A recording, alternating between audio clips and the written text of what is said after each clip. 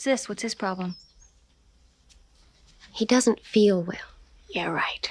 Dry that one out, you can fertilize the lawn. Jeannie? Is that you? Jeannie? I can't see that far. Jeannie? Jeannie, Bite the big one, Junior. Thank you, Jeannie. You get to school. Wait, you're letting him stay home? I can't believe this. If I was bleeding out my eyes, you guys would make me go to school. This is so unfair. Jeannie, please don't be upset with me. You have your health. Be thankful. Oh. That's it. I want out of this family. You get better, Pumpkin. Okay, Pumpkin. I'll be home at 6 sharp. If you need anything, call.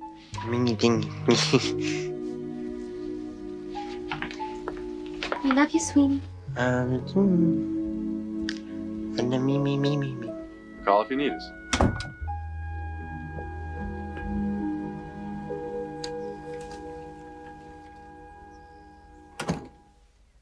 They bought it. Hi, everyone. I'm Julie with San Diego Voice and Accent, and today you're going to learn American English intonation, rhythm, and reductions as I analyze a scene from the movie Ferris Bueller's Day Off.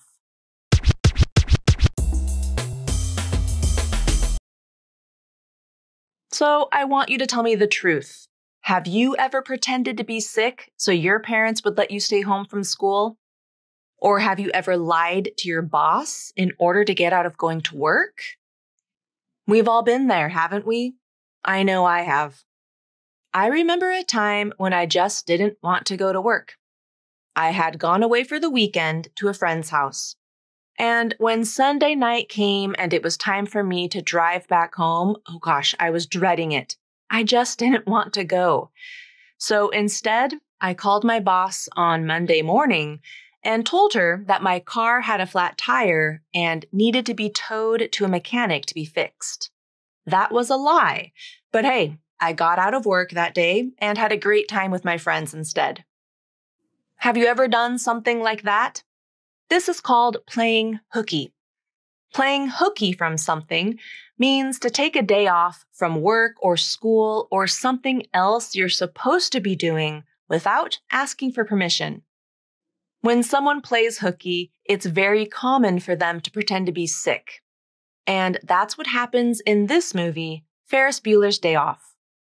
The whole premise of this movie is that Ferris Bueller is playing hooky to get out of going to school. And he's pretending to be really sick, like on his deathbed sick. He has this whole day planned out with his friends and has all these fantastic things he wants to do. But first, he has to get past his parents. He has to fool them into thinking he's really sick. And that's where our analysis starts. I'll analyze the first 48 seconds of the opening scene from this movie. And I'm going to focus on just a few things from each sentence: intonation, rhythm, reductions, and a few interesting T sound pronunciations. This analysis will give you in-depth instruction on the overall sound of English, the way each speaker changes their intonation and pitch to convey a specific emotion, and the way each speaker reduces words and syllables to make their speech more rhythmic and natural. Then you'll learn a few specific pronunciations of the T consonant that I think are really important to highlight. The pronunciation of the T consonant changes so much in spoken English. And knowing about these changes is one of the best ways that you can sound more native-like right away. But before we get started with the analysis, I want you to prepare yourself to learn a lot about American English intonation, rhythm, and reductions. Grab a pen and paper, take notes, and re-watch this video as many times as you need so that you understand all of the topics I'm going to cover. And hey, while you're at it, be sure to subscribe to my channel, hit the like button, and leave a comment below.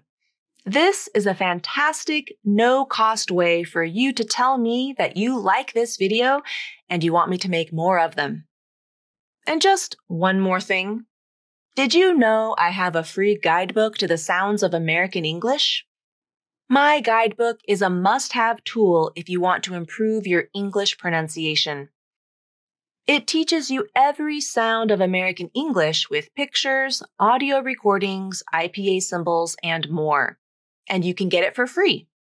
The link to the guidebook is in the description below. All right, now back to the analysis. First, I'll play the entire scene so you can get a feel for the tone of the conversation. Then I'll play each sentence and complete my conversation analysis. Ferris? Tom! What's the matter? Oh, it's Ferris. What? What's wrong? What's wrong? Look at him, honey. Ferris? He doesn't have a fever, but he says his stomach hurts and he's seeing spots. What's the matter, Ferris? Papa? Honey, feel his hands. They're cold and clammy. I'm fine. I get up. No. No. I have a test today. No. I have to take it. I want to go to a good college so I can have a fruitful life. Honey, you're not going to school like this now. Now here's sentence number 1. Ferris? Tom! What's the matter? Here's what I hear regarding intonation. The first speaker is the wife, the mother, and she says, Ferris? She's asking a question. She's asking Ferris, how are you, Ferris? Are you okay, Ferris? So she's inquiring about him and how he's feeling. And then you don't see this, but you can tell by her intonation of the word Tom, which is the name of the husband or the father. She's really concerned about her son's health. So you'll notice her intonation rises quite a bit and jumps very quickly to a higher pitch. Tom? Much faster than Ferris? Ferris? She kind of was asking like a gentle, huh? Tom? And then you can tell right away. So this emotion she's conveying is extreme concern. Tom, get your butt down here and help me look at our son. Something is wrong with him. So you can tell right away her intonation rises very, very quickly. So that's something to pay attention to. Then the second speaker is the father, the husband, and he comes up the stairs and you hear him say, what's the matter? So he's not quite alarmed yet. He doesn't really know what's happening or what the wife has discovered. So he's using very typical WH question intonation here. What's the matter? What's the matter? It's kind of like a step up as he goes from word to word. But you'll notice his overall intonation goes down at the end, which is very typical for WH questions in American English. And this phrase, what's the matter? This is another way of asking what happened, what's going on, what's wrong, what's the matter? It's just one of those kind of idiomatic phrases that native speakers will use. But you can also use what's wrong. What's happening? Tell me your idea of the situation. What's going on here? What's the matter? That's what it means. So, but this is a very casual, very conversational way of asking, what's wrong? What's happening? And again, very typical intonation here. So let's listen to their intonation patterns again. Ferris? Tom! What's the matter? Ferris? Tom! What's the matter? Ferris? Tom! What's the matter? Okay, now we have some interesting reductions here that are very, very common. So the reductions I've shown in this red color. And I note just two main reductions here. The word what's. So he's reduced it to really this very quick schwa sound. What's. You know, you might find if this word is stressed, you might see the stressed sound like in the word butter in that word. It's just a louder, longer what, But here, this word what's, it's unstressed, it's reduced, it's at a low pitch, and he says it very, very quickly. What's the. The next reduction is the word the. Now, he definitely is using a schwa sound here. What's the matter? And the stress is in the word matter in that syllable. So these two words here, what's and the, unstressed, reduced. And then you have an interesting T pronunciation in the word matter. Okay, so he's using a flap T there. So it's spelled with two T's, but you don't pronounce it typically as matter. Matter with the true T sound. At least he doesn't use that pronunciation here. And it's much more natural to use the flap. So this word, matter, follows the rules of the flap pronunciation in American English. And the rule states when T or D come between vowels and they begin the unstressed syllable, they're typically going to be pronounced as a flap rather than a T or a D. So you have that happening here in the word matter. The T is between the A vowel and the vowel. And this is the unstressed syllable, ter. Matter. When you link it together, that's what happens to the connection there. And since ter is unstressed, that T becomes a flap and it sounds like matter.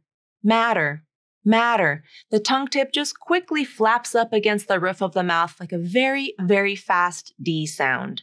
Matter. What's the matter? Okay, let's listen to that one more time. Ferris?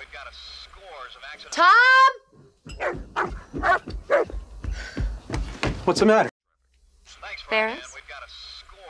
Tom! What's the matter?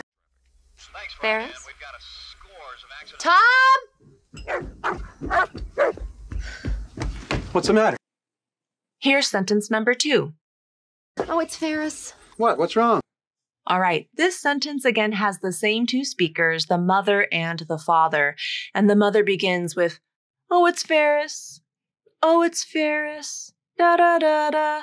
Oh, it's Ferris. So her pitch of her voice jumps up quite a bit when she's saying this. Oh, it's Ferris. And you can tell kind of by the tone that she's very concerned about her son. She's worried. She's scared. She doesn't know what's happening with him. So you can even hear it in her voice that maybe it's a little bit thin, I would describe it, and also high-pitched and has that kind of scared quality. Oh, it's Ferris. Like she's just kind of like just really a scared little thing, you know, so worried about her son. And then the father responds with kind of more abrupt sounding intonation. What? What's wrong? Because he still doesn't know what's going on. She's in her mind, she's like so worried because she's going to tell you in the next sentence what she knows about Ferris, but she's worried about him. And so but the father doesn't know yet. So he's kind of asking with a little bit more intensity. What's wrong? Because he wants her to tell him. He has no idea what's going on. So with his intonation, he says the word what and what's twice, and he uses similar what's wrong, kind of flat intonation on both of those words. He steps down on the second one, and then he has a nice big bump up in his intonation on the last word, wrong. And that's because wrong is the stressed word of this sentence, and so he has that nice big jump up in intonation and glides down as he says the word wrong. What's wrong? Wrong. You'll hear his voice glide down a little bit. So let's listen to these sentences again. Oh, it's Ferris. What? What's wrong? Oh, it's Ferris. What? What's wrong? Oh, it's Ferris. What? What's wrong? All right, in terms of reductions, I just heard the same two reductions like I heard before in the prior sentence. The word what, and what's. He's reducing that sound to the schwa sound. So it's a very fast What? What's wrong? What? It's barely there, that vowel sound. It's there. It's the schwa. And these words are reduced and unstressed and lower in pitch, so that vowel happens very quickly. And there's one interesting T sound here that you need to be aware of. It's the final T in the word what. The first time he says it, he uses a stop T there. So that's why I have this blue line going straight down to show you, oh, this T is stopped here in the throat. He's using his vocal cords most likely to kind of stop that sound right here. He's not releasing this T. It's not what. What's wrong? What? There's no release there. It's what. It's there. The T is there, but he is making it with his vocal cords, and he's closing off his voice here. So if you pronounce this word what without the T, you end up having this vowel sound at the end that kind of just goes on forever. Wha.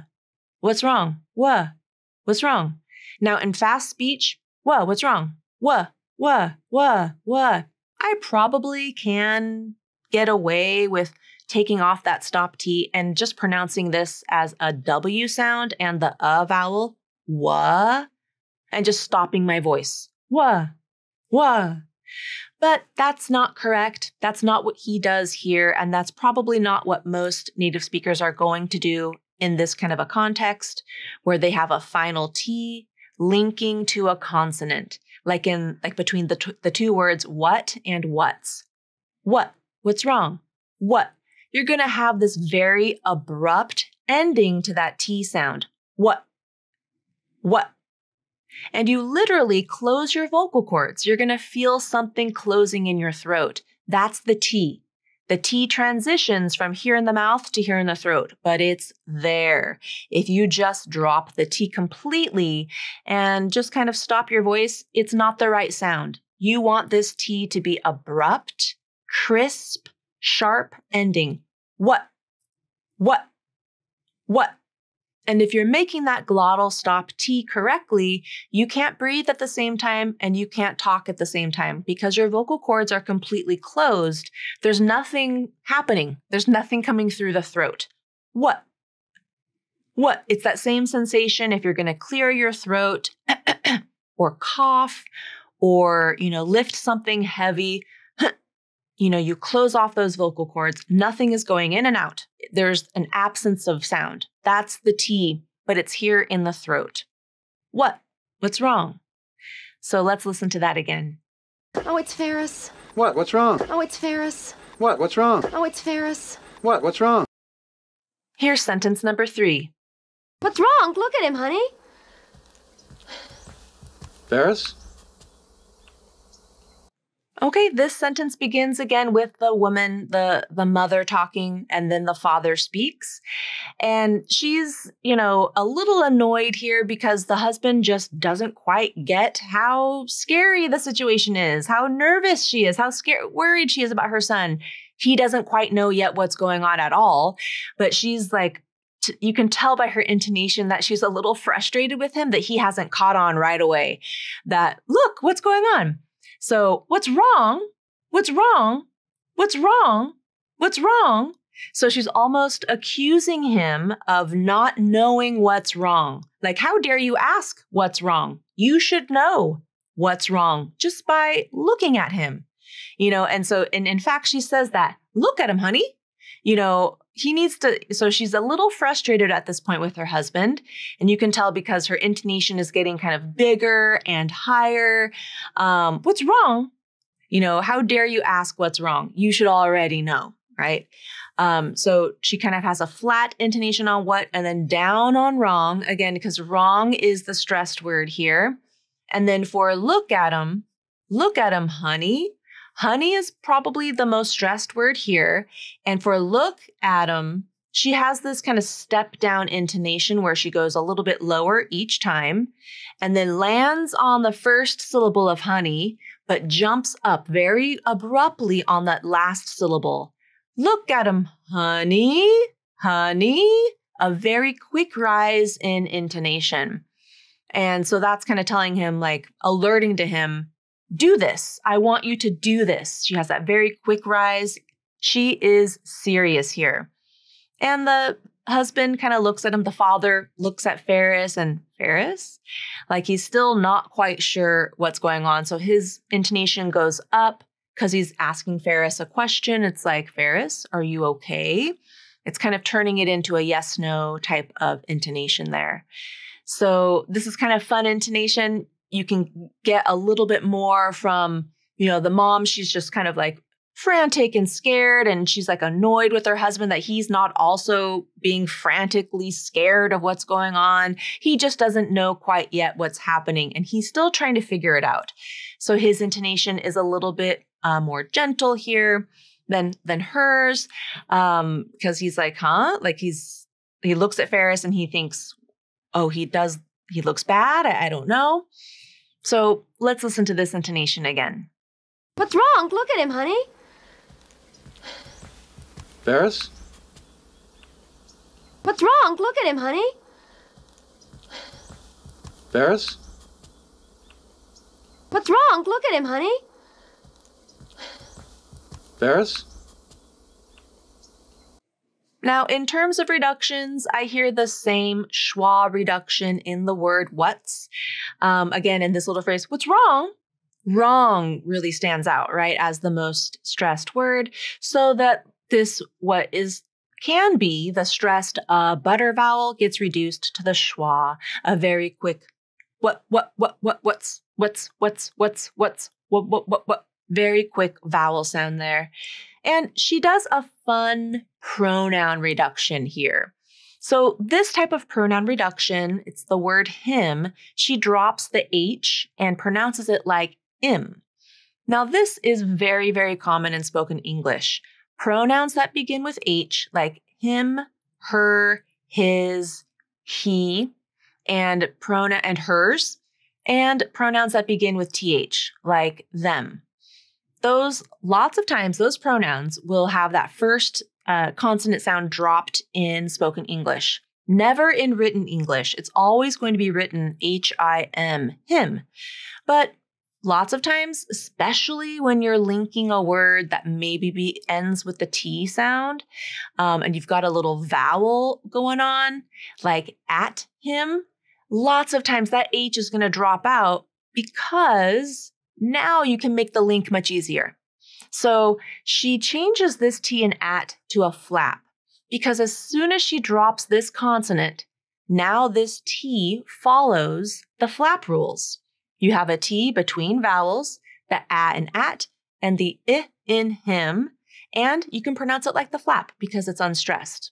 So that's much, much easier to pronounce than at him, look at him. Adam, Adam, Adam. It kind of sounds just like the name Adam, A-D-A-M, because you have the rules of the flap there. Look at him, look at him, look at him.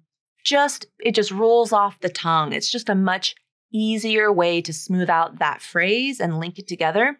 Drop the H, change the T to a flap, and now you have natural spoken English.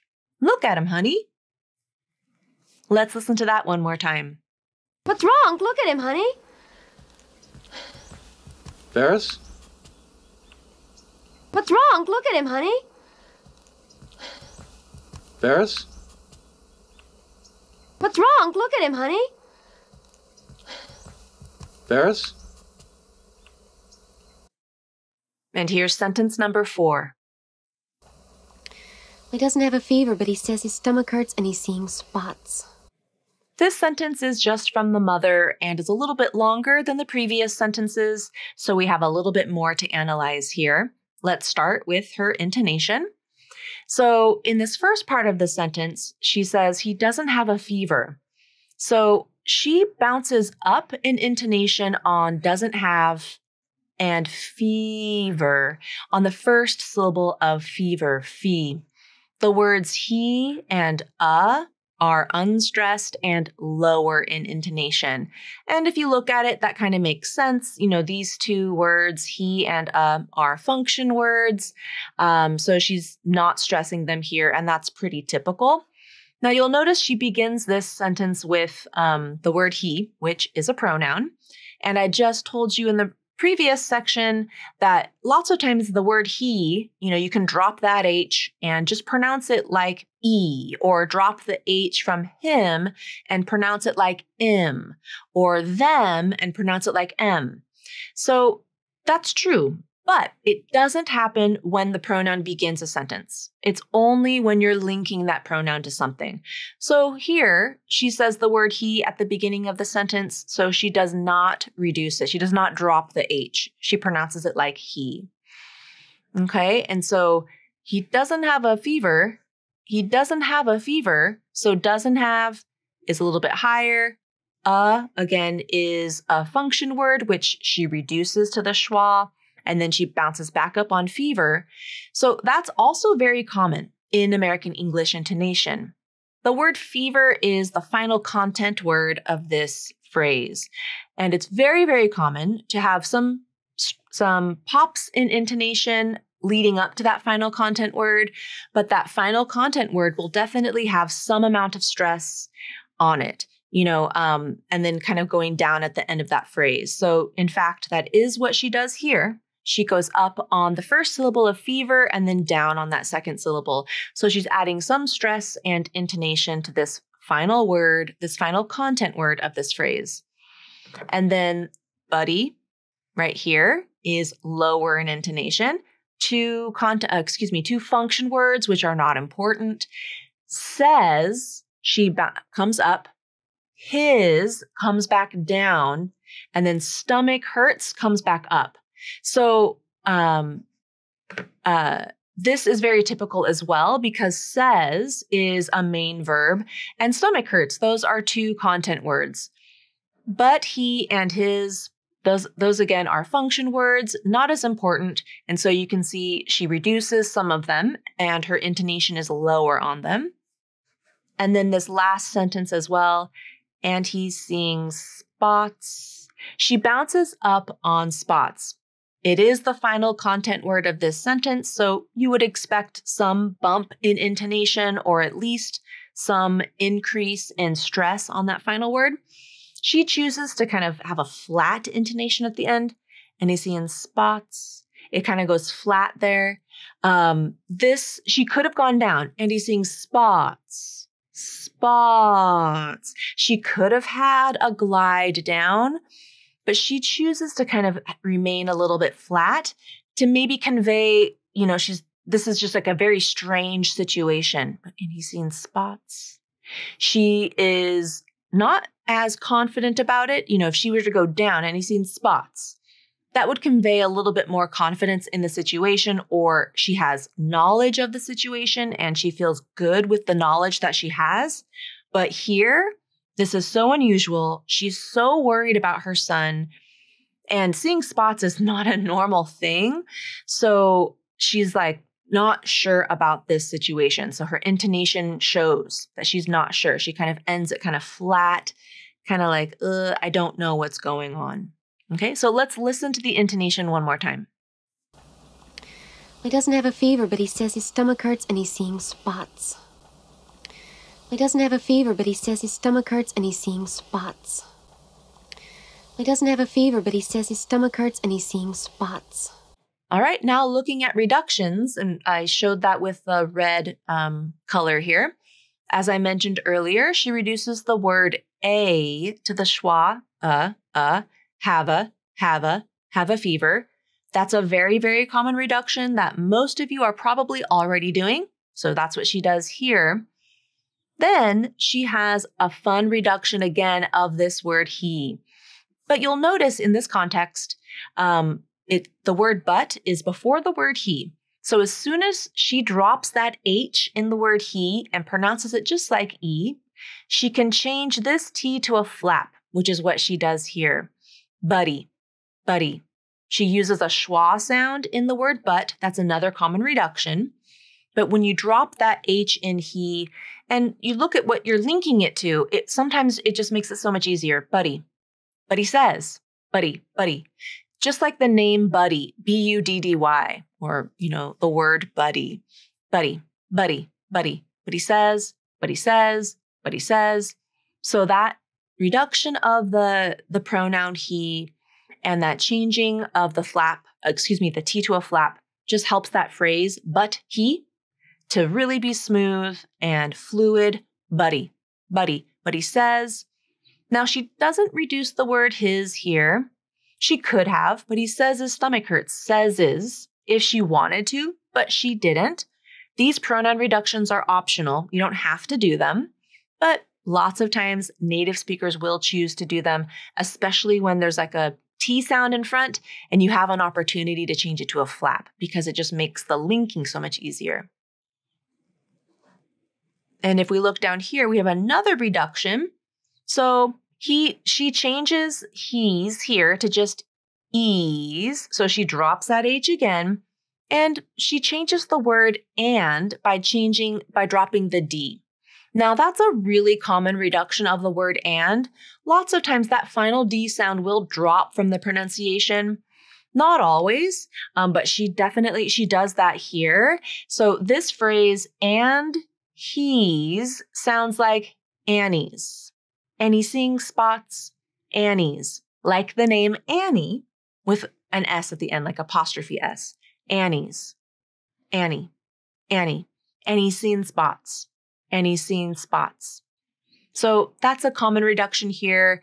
You maybe know about dropping the D in the word and, but dropping that H in he, she didn't do it here, but she could have. These pronoun reductions are one way to really make your speech sound much more natural, and it'll help with your linking skills as well.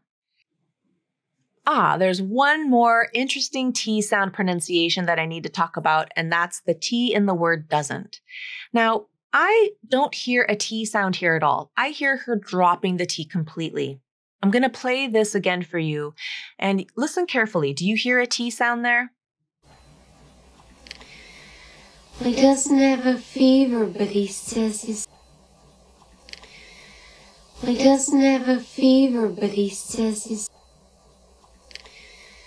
He doesn't have a fever, but he says he's... I don't hear a T. I don't even hear a stop T. Doesn't have. I don't hear her stopping her voice at all. So I hear more doesn't have.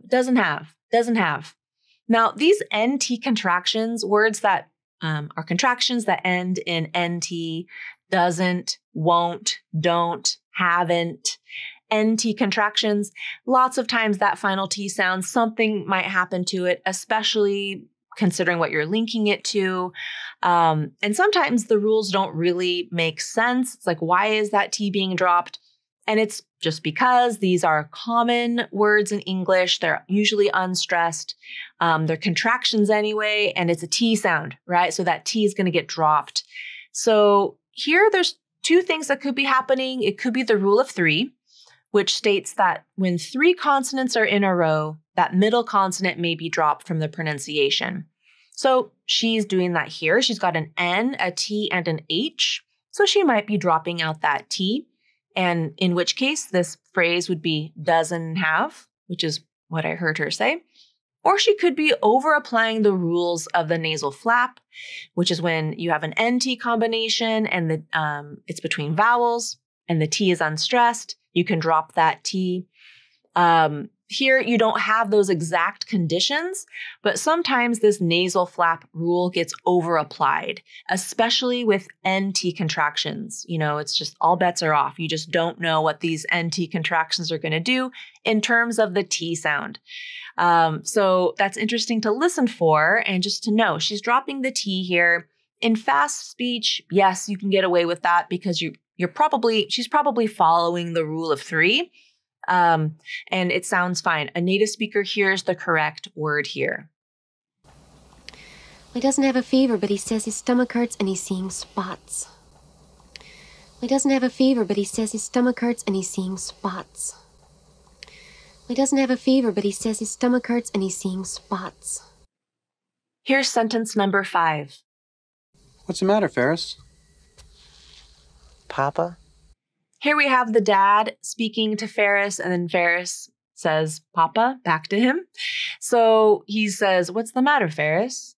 So the father, again, kind of uses some gentle intonation here. Very, very typical intonation for this type of a sentence. What's the matter, Ferris? So what's the matter is that WH question intonation where he bounces up on the stressed word of matter, the stressed syllable of matter, and then down at the end. And then when you tack on a person's name at the end of a WH question, it typically ends with upward intonation. So you're kind of combining two questions in one. What's the matter is your WH question, and then Ferris, it follows kind of a yes-no question intonation where you end up going up. And Ferris looks at him and says, Papa? So the character of Ferris Bueller, he's kind of a strange kind of a kid. He uses kind of some weird words here, Papa. So he's kind of reverting back to a child. In this scene, he's pretending to be so sick that he can't even say dad. You know, it would be much more common for a teenager to say dad, not papa. Papa is uncommon in American English, and maybe a child would say papa, because those are the P sound and the ah sound, papa, and the sound. Those are maybe earlier acquired sounds for a child, and it's just easier to say than dad. But daddy is also a very easy word to say. But at any rate, in this scene, Ferris Bueller is kind of reverting back to a childlike state because he wants his parents to feel sorry for him and treat him like he's a sick little boy, a sick child, and have more sympathy for him. And then they maybe will believe him that he's really, really sick. So that's why he uses this word papa. Again, it's not very common in American English to refer to your father as papa. Some people do, probably, but it's just not very common. I have heard the word papa much more commonly used for a grandparent, a grandfather. For dad, it would be a dad or probably just dad. As a teenager, you probably would just say dad. You would no longer say daddy, again, because that's a word that maybe children would use more often. But at this point, Ferris Bueller is, 16 in the movie. So he should be saying dad. But again, he reverts back to childlike language and says papa instead. And his intonation goes up. Papa? You know, to kind of show he's asking his question, like, are you there? Is everything okay? Papa? To kind of just show even more of kind of what a child he is like in this scene. So let's listen to the intonation again. What's the matter, Ferris? Papa? What's the matter, Ferris? Papa? What's the matter, Ferris? Papa? And now in terms of reductions, I hear just the same two reductions in the word what's and the word the. The speaker uses the schwa sound because these are unstressed words. They're reduced, so that vowel reduces down to the quick schwa sound. And again, we have the same pronunciation of the word matter, where these two T's turn into a flap. Matter, matter, not matter, matter. Let's listen to that again. What's the matter, Ferris? Papa? What's the matter, Ferris? Papa? What's the matter, Ferris? Papa? Here's sentence number 6. Honey, feel his hands. They're cold and clammy. So this sentence is from the mother, and she says, honey, feel his hands. They're cold and clammy. So she uses some very typical intonation here because she's trying to get a message out very quickly. She wants her husband to feel the hands of the child, like feel Ferris's hands, and cold and clammy stand out. So here she's using kind of step down intonation.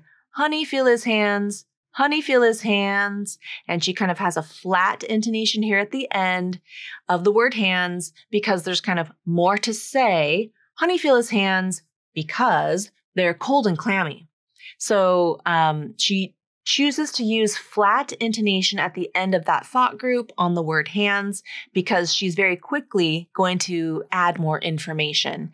And here she starts low on the function word there, and then the words cold and clammy have a bump in intonation. Those are two content words. Those are the most important words of this sentence. And so that's why they bump up in intonation, and the word and bumps back down in intonation. It's reduced. It's not stressed. It's not important. And clammy is the final content word of the sentence. So she pops up on the stressed syllable and then ends down at the very end. So here she's a little bit more confident about this information because she has already touched Ferris's hands and held his hands and figured out, oh, they are cold and clammy. And so she's telling her husband, they're cold and clammy. She's sure of it. And she wants him to go ahead and grab Ferris's hands to feel for himself. All right, so let's listen to the intonation again. Honey, feel his hands, they're cold and clammy. Honey, feel his hands, they're cold and clammy. Honey, feel his hands, they're cold and clammy. Now, in terms of reductions, she uses, first of all, a pronoun reduction up here, the word his. She says feel is, feel is. She takes that H sound off and just pronounces his like is. Again, that's a very common reduction there, and it makes that link so much easier. When you're linking that L sound to another vowel, you use a light L to link this dark L in feel to the word is, which now begins with a vowel. So feel is, feel is, feel is. Much easier to say than feel his, feel his. To pronounce that H, you kind of have to stop the flow. So that's not what she's doing here. Feel is. She's using a light L to link those two vowels together, and it just makes it so much easier. She also reduces the pronoun their to their. So this pronoun in its full form would be they, the word they, and then the sound. So the A diphthong, their. But she, kind of like two syllables, but she reduces it to there. The air are a colored vowel. So it sounds just like the word there, THERE. That's a very, very common reduction of this pronoun. A lot of people, when they see pronouns, they want to pronounce both words as if they were really spelled out. So I hear people trying to pronounce this as they are. They are cold and clammy, but that's not what's written here, and that's not what she said. She used the contraction there. There is how she pronounced it. So you'll hear it's not two separate words, it's one word, and it's actually been reduced to one vowel sound. There. They're cold and clammy. She does a fun reduction of the word and she just pronounces it like the N sound. Now that's also very common when you have two words that are combined with the word and, like macaroni and cheese becomes macaroni and cheese, or peanut butter and jelly, peanut butter and jelly. You drop the A, you drop the D, and just pronounce the N. And that's what she does here. Cold and clammy. They're cold and clammy. Let's listen to this one more time. Honey, feel his hands, they're cold and clammy. Honey, feel his hands, they're cold and clammy. Honey, feel his hands, they're cold and clammy. Here's sentence number 7.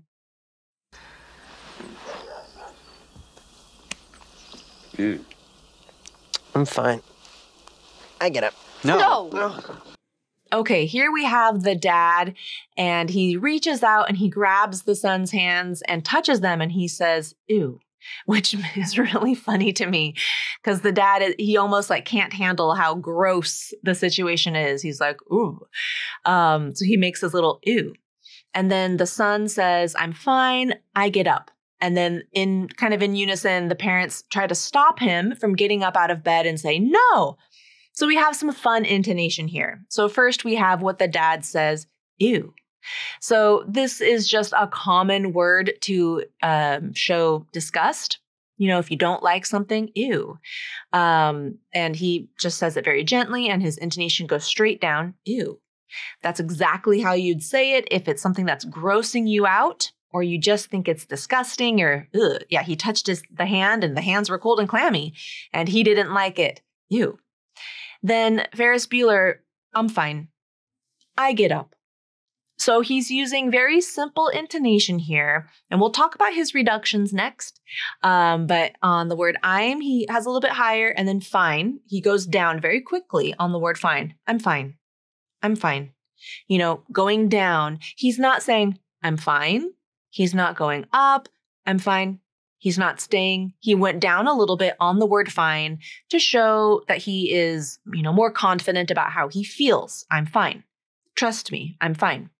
And then I get up, and he's trying to get up as he says this. And so his intonation kind of flattens out on the word up because he's trying to get up and the parents hold him down.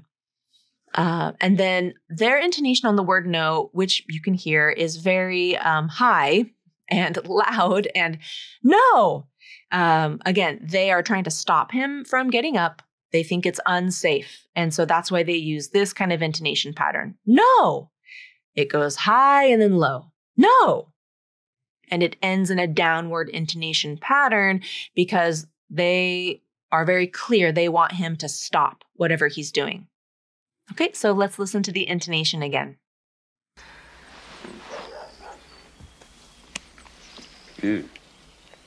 I'm fine. I get up. No. No.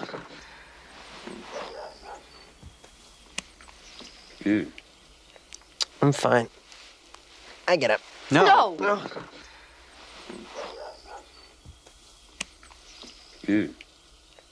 I'm fine. I get up.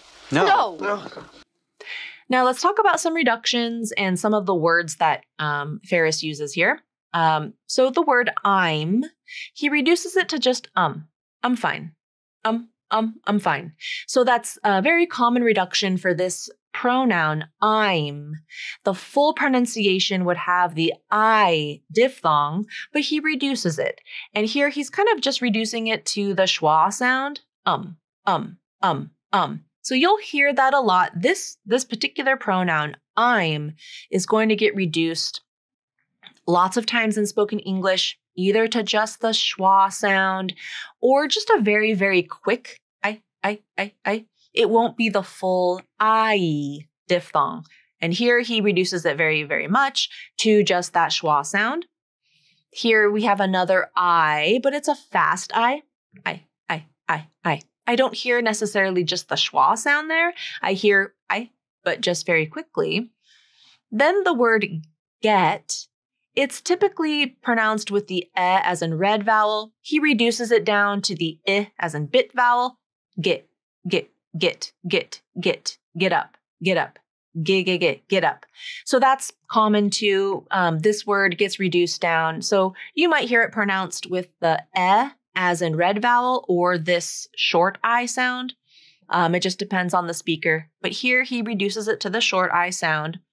And he changes this T to the flap. So instead of saying I get up, he says I get up. I get up. I get up. Get up. Get up. Get up. Get up. Get up. Get up.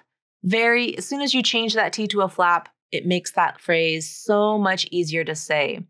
Now, you might notice that this phrase is grammatically incorrect. I get up. It should be I will get up or I can get up, something like that. He's missing a verb there. But again, in this scene, he's reverting back to childlike language because he wants his parents to feel sorry for him and treat him like he's a child, like he's a sick little boy in bed. And so he's changing his speech and changing his voice to sound more like a child. So that's something a child would do, right? Children are still learning language and still learning how to create sentences with grammatical correctness. And so I get up is something that a child would definitely say. And so that's why he says it here. So let's listen to it one more time.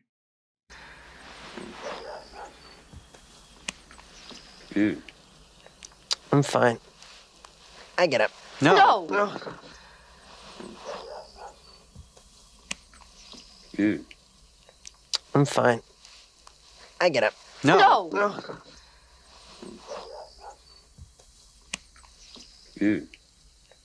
I'm fine. I get up. No. No. Here's sentence number 8.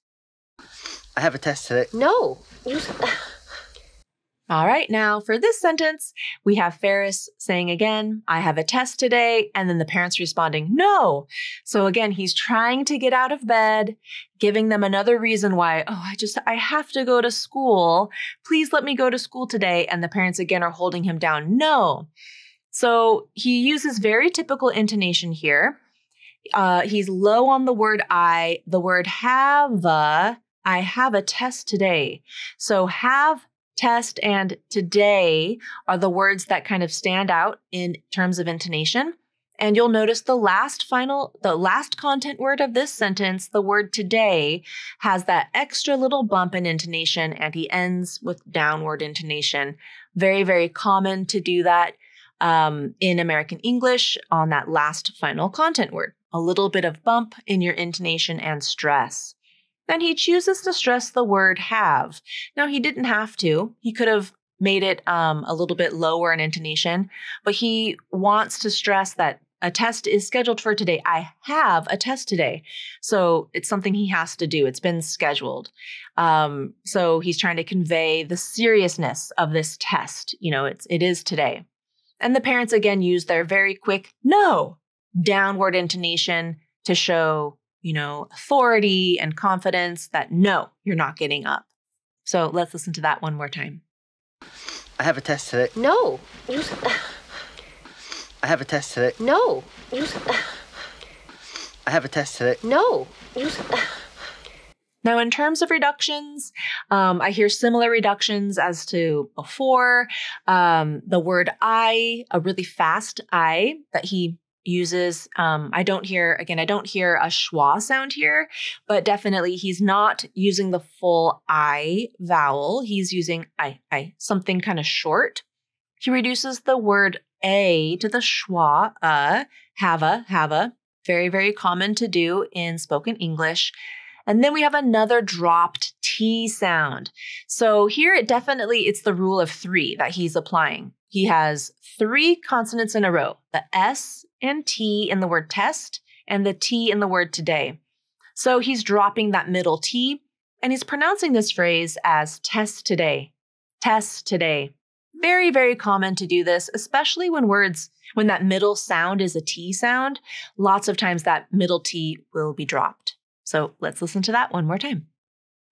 I have a test today. No. I have a test today. No. I have a test today. No. Here's sentence number 9. I have to take it. I want to go to a good college so I can have a fruitful life. So this is the longest sentence that we will analyze today, and this comes from Ferris. So let's just take a look at it little by little and kind of decipher what's going on. So first, let's look at his intonation. So his first sentence is, I have to take it. So he's stressing the word have and the words have and the word take. I have to take it. So he's trying to say, I have no choice here. So this is very, very typical intonation to show that this is something that he must do. I have to take it. Have and take pop out in intonation, and we'll talk about that final V sound in a little bit. And then he's ending with lower intonation on the word it. And then same thing here. He starts low on the function words I. He bumps up on want to, which he pronounces as wanna, and then go to a. Those 3 words are, he has lower intonation there. And then he pops up on good and then college. So good college is what he's highlighting here. So his intonation pops up there. He has a brief pause between the word college and so. So I hear his intonation kind of end down on the word college. And then so I can have a. All of those words are said kind of low pitch on the same pitch. They're all reduced in some way or just said very quickly because they're not important. And then fruitful life. Those are his final two content words of this sentence. So you can see he bumps up in intonation on the first syllable of fruitful, fruit. And then again on the final content word, life. He has another bump up in intonation and stress, and then his voice goes down. So there's a lot to listen for here. Let's listen to it again. I have to take it. I want to go to a good college so I can have a fruitful life. I have to take it. I want to go to a good college so I can have a fruitful life. I have to take it. I want to go to a good college so I can have a fruitful life. In terms of reductions, he uses quite a few here. Most of them you have seen before. So the word I, he's reducing it to a really fast I. He has the word to, T-O. Now he's reducing that oo vowel to the schwa sound. So ta, is how he's pronouncing it here. Ta, ta. He's using the schwa instead of the oo vowel. That is extremely common to do for this word. The word to many, many times is going to be reduced to. Not the number two. When someone says, I need 2 pieces of fruit. So that to, T-W-O, is always going to be pronounced as oo. But when you have the word T-O, lots of times it can be reduced. And here, in fact, he does reduce it. Again, you have I, some fast I's here, and then want to. He uses the informal contraction wanna. So that's also very common in American English. Want to goes to wanna, going to can be gonna. So you're going to see these informal contractions quite a bit in spoken English. Sometimes you'll see them spelled that way too. You might see I wanna, and you'll actually see this word spelled out. That happens more in informal written English, like texts or tweets or emails. But in formal language, you would see it spelled out as want to. And then if you're reading it as a native speaker, you have the option of saying wanna if you want, depending on who your audience is. But here he definitely pronounces it as wanna. He reduces this A to the schwa sound, which is another super common reduction in American English. Go to a, not go to a. He says go to a. Another fast I here, I. And then this word can. So this word often gets reduced as well. It's a function word. And he's using an a vowel there, but he makes it really fast. So I can. Sometimes you might hear that vowel changes to the schwa. I can.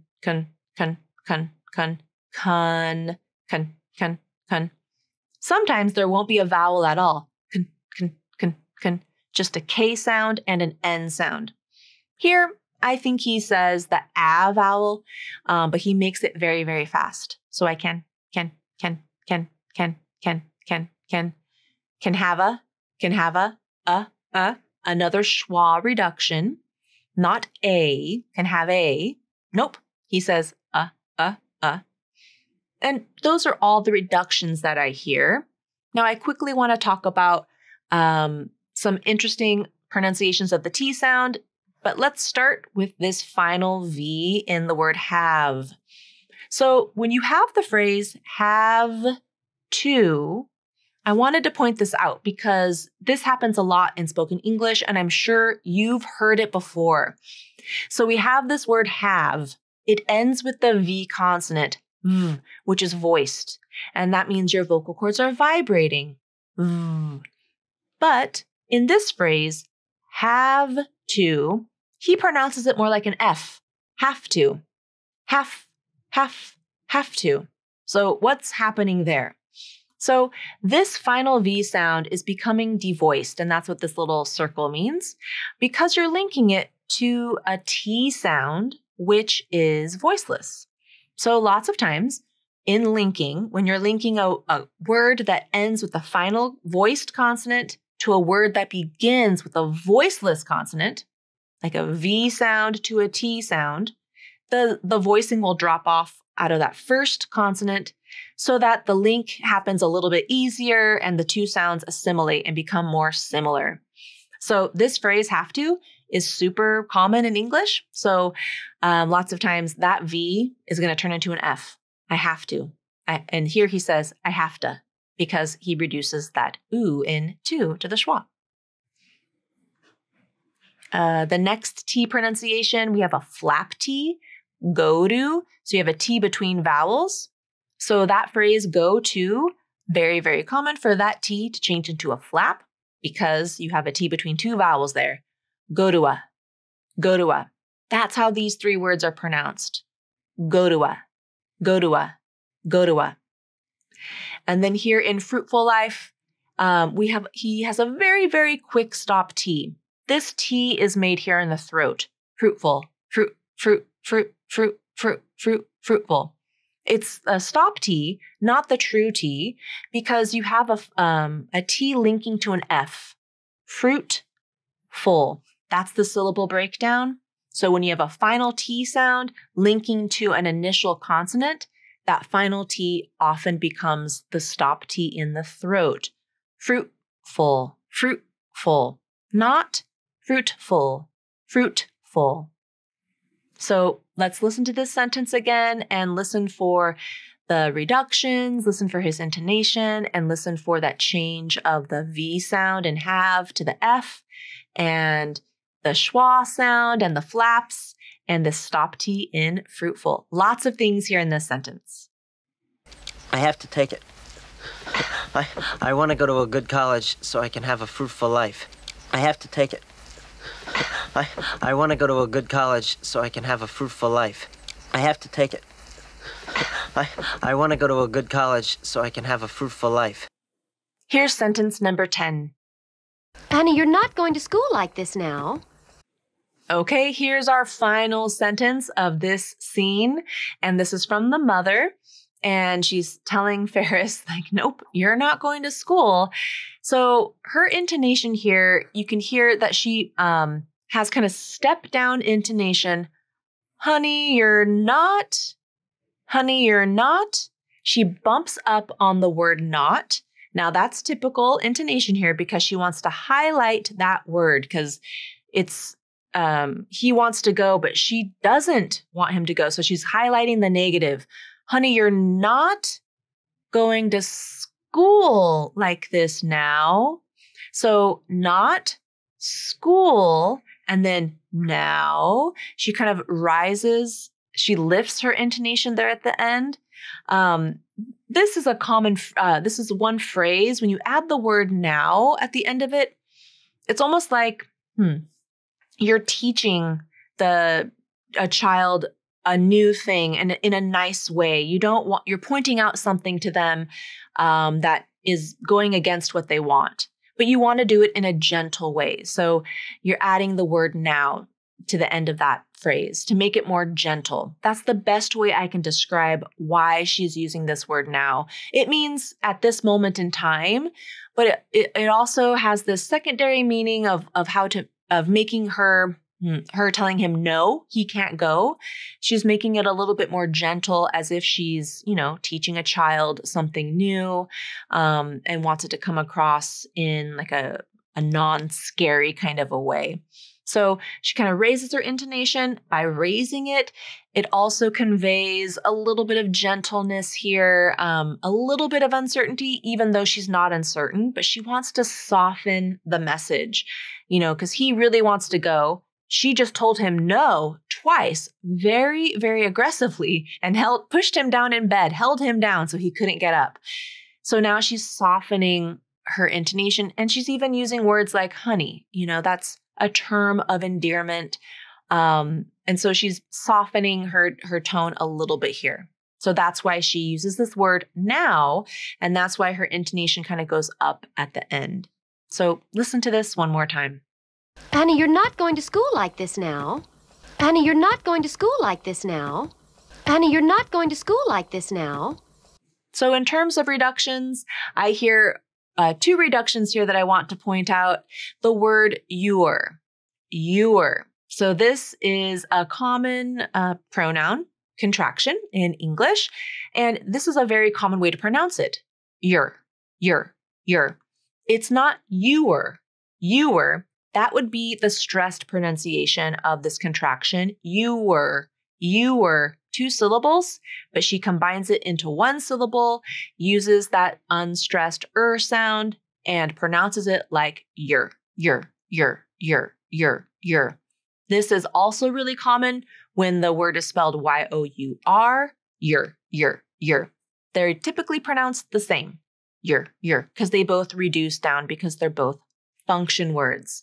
So if you see this, don't pronounce it like 2 words. You are, and usually you're not going to pronounce it as the stressed you were. You're going to say your, a very quick reduced sound. And here she has the word to, and she reduces the oo sound to the schwa, going to. Honey, you're not going to school like this now. Going to, not to. She says ta. And we have an interesting T pronunciation here, a final T in the word not, and she's linking it to a consonant, the G in going, so it becomes the stop T. Not going.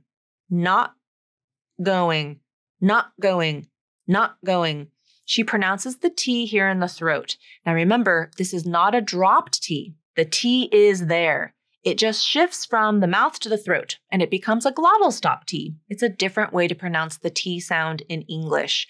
So make sure that you are pronouncing this T. Make sure you are closing your vocal cords. You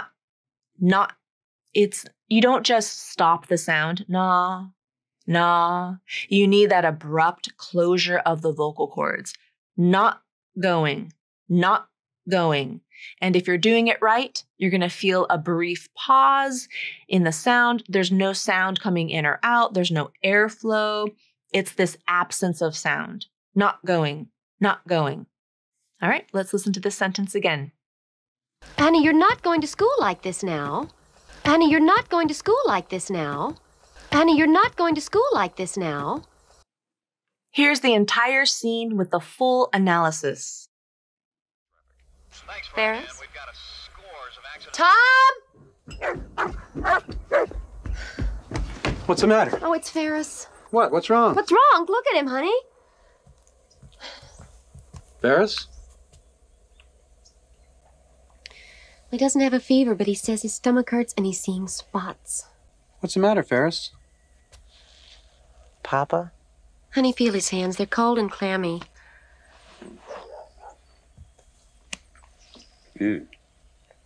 I'm fine. I get up. No. I have a test today. No. I have to take it.